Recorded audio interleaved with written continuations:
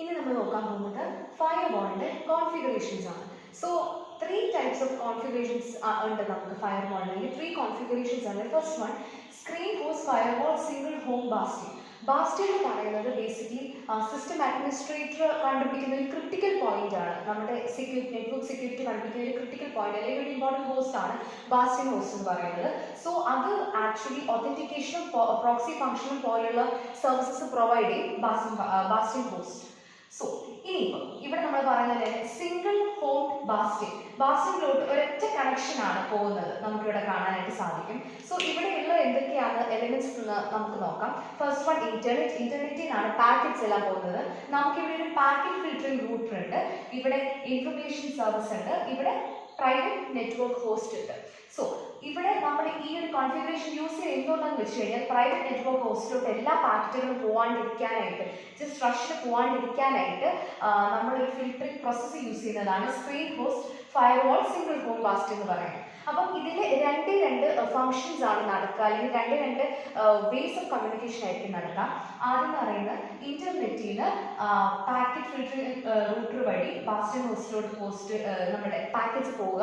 That's first one. Second, bastion ഹോസ്റ്റിൽ നിന്ന് തിരിച്ച് ഇന്റർനെറ്റിലോട്ട് പാക്കറ്റ്സ് വരിക. അപ്പം ഇവിടെ നമുക്ക് ഫിൽറ്ററിംഗിനായിട്ട് വെച്ചിരിക്കുന്ന പാക്കറ്റ് ഫിൽറ്ററിംഗ് റൂട്ടറാണ്.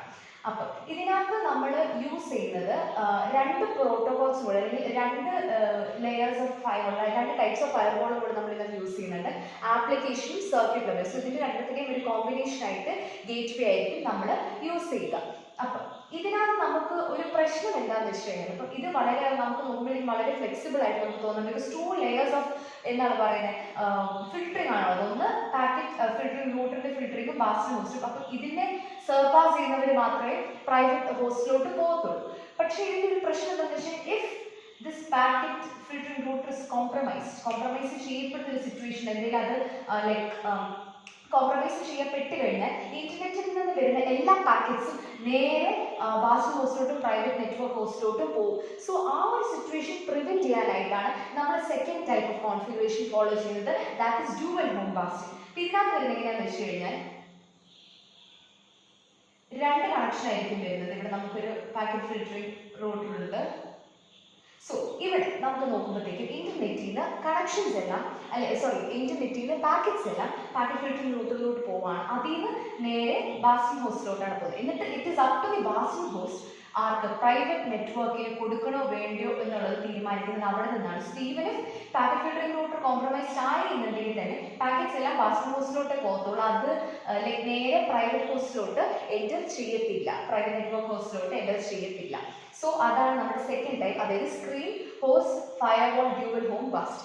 ഇനി third type screen subnet firewall. From the name itself നമുക്ക് രണ്ട് സബ്നെറ്റ്സ് ആയിരിക്കും, സബ്നെറ്റ്സ് മാസ്ക് ആയിരിക്കും നമുക്ക് ഇതിനകത്ത് കിട്ടുക. നമുക്കിപ്പോൾ നോക്കുവാണെന്നുണ്ടെങ്കിൽ ഡയഗ്രം നോക്കുവാണെന്നുണ്ടെങ്കിൽ നമ്മളിവിടെ ഒരു ഒറ്റ പാക്കറ്റ് ഫിൽറ്ററിംഗ് റൂട്ടർ യൂസ് ചെയ്തിട്ടുള്ളൂ എന്നുണ്ടെങ്കിൽ താഴെ നമ്മൾ രണ്ട് പാക്കറ്റ് ഫിൽറ്ററിംഗ് റൂട്ടേഴ്സ് ആണ് യൂസ് ചെയ്തത്, ഒന്ന് ഔട്ട്സൈഡ് ആൻഡ് ഒന്ന് ഇൻസൈഡ്.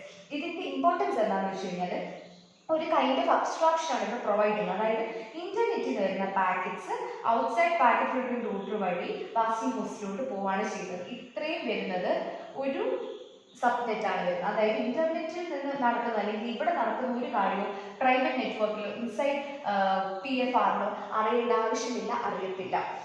ഇനി അടുത്തത് ഇവിടെ ഇൻസൈഡ് പാക്കറ്റ് ഫിൽറ്ററിംഗ് റൂട്ടറിൽ നിന്ന് ഇവിടെ ഈ പ്രൈവറ്റ് നെറ്റ്വർക്കും ഇൻസൈഡ് പാക്കറ്റ് ഫിൽറ്ററിംഗ് റൂട്ടറും ബാസ്റ്റിൻ ഹോസ്റ്റുമായിട്ടുള്ള കണക്ഷൻ ആയിട്ട് അടുത്ത് വരുന്നത്. സോ ഇത് is the second subnet mask.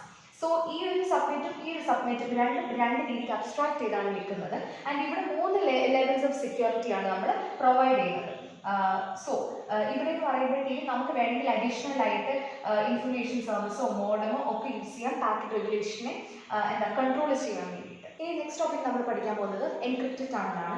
Encrypted tunnel എന്ന് പറയുമ്പോഴത്തേക്കും what is A tunnel? Tunnel എന്ന് പറയുന്നത് ബേസിക്കലി ഒരു പോയിന്റ് ടു പോയിന്റ് കമ്മ്യൂണിക്കേഷൻ ആണ്. ഫോർ എക്സാമ്പിൾ എനിക്ക് എയിൽ നിന്ന് ബിയിലോട്ട് എനിക്ക് മെസ്സേജ് അയക്കുന്നത്. ഇപ്പം ഒരു ടണൽ വഴിയാണ് ഞാൻ അയക്കുന്നത് ഉണ്ടെങ്കിൽ ഇപ്പം it is starting from one point and it is reaching another point. So it's a point to point communication.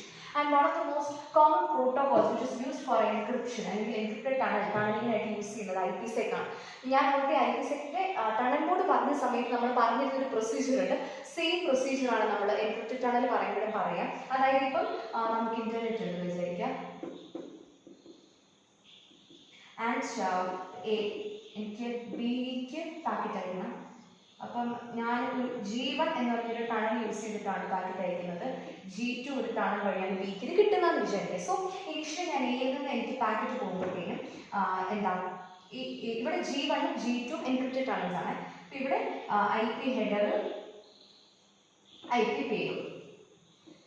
So ഇവിടെ എന്ന് പറയുമ്പോഴത്തേക്കും എൻ്റെ സോഴ്സ് എ ആണെന്നും ഡെസ്റ്റിനേഷൻ ബി ആണ് എന്നുള്ളത് അങ്ങനെയാണ് എൻ്റെ പാക്കറ്റ് എയിൽ ഇരിക്കുന്നത്. ഇനി അടുത്തത് ഇത് ടണലിലോട്ട് കയറി, അതായത് നമ്മുടെ G1ലോട്ട് ഇത് കയറി കഴിയുമ്പോഴത്തേക്കും as it is an encrypted tunnel നമ്മൾ എക്സ്ട്രാ അഡീഷണൽ ഹെഡറിനെ ഇവിടെ ആഡ് ഓൺ ചെയ്യുവാണ്. സോ നമ്മുടെ ഈ ഡേറ്റ എന്ന് പറയുന്നത് എങ്ങനെയാണെന്ന് വെച്ച് കഴിഞ്ഞാൽ